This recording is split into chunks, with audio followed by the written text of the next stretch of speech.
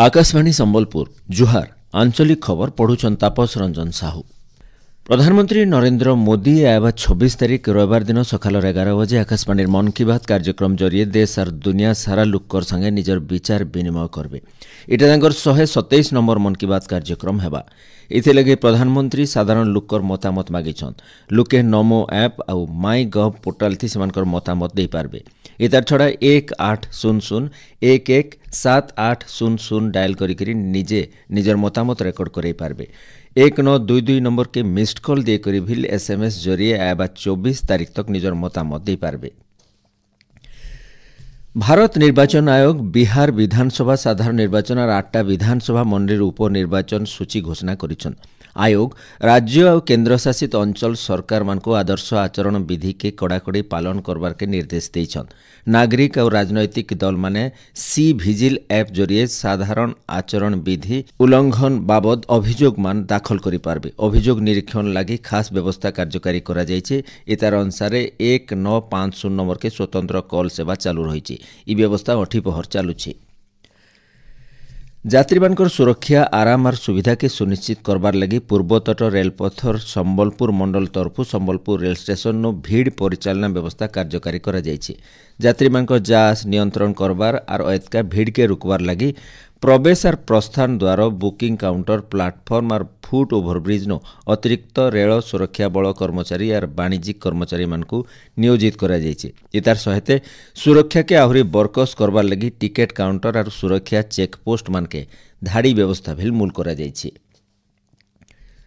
Sambalpur no खूब जल्दी compressed biogas plant प्रकल्प मूल हेबार के जाउछे। केंद्र मंत्री धर्मेंद्र प्रधान समीक्षा करबार उतरु संबलपुर महानगर निगम और जिला प्रशासन तरफु इतके तुर्ती करा जायछि। इमासर शेष तक महानगर निगम के कंपनी DPR हस्तांतर करबा। सियाड़े जमी अधिग्रहण लगी काम जोरसोर थी चलीचे। ई प्रकल्प एबा 2 बछरे कार्यक्रम करा जिबा बोली करी SMC तरफु कहा जायछि। शहर नु ठोलौतुबार उदा कचरा नु ई प्लांट नु मिथेन गैस तैयार हेबा।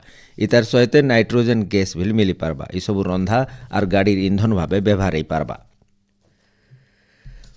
पश्चिम ओडिशार भिन्न भिन्न जागानु आज गिरी गोवर्धन पूजा करा जाउछे। संबलपुर जिलानो गाँव शहर तक भिन्न भिन्न जागानु श्री श्री गिरी गोवर्धनकर पूजा करा जाउछे। इउलगुने मंदिर और मठ मानके अन्नकोट सहित गिरी गोवर्धनकर पूजा करा जिबा। जिलार मानेश्वर ब्लॉक रो साहसपुर जुजुमुरा ब्लॉक भवानीपाली बागिर जागार सार्वजनीन मंडप मानके महापुरकर पूजा मूल हेइछे।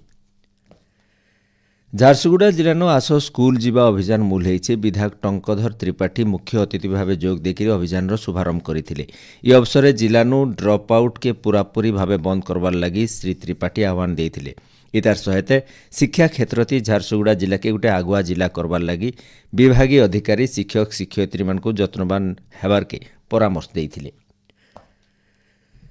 दक्षिण अंडमान सागर और तार पाखर दक्षिण पूर्व बंगोपसागर नु सक्रिय थिबार घूर्णिबलय गलाकाल नु लघुचाप क्षेत्र होइछे। इतार प्रभाव थी राज्यर भिन्न भिन्न जागानु वर्षा संगे मेघुआ पाग लागी रहिछे।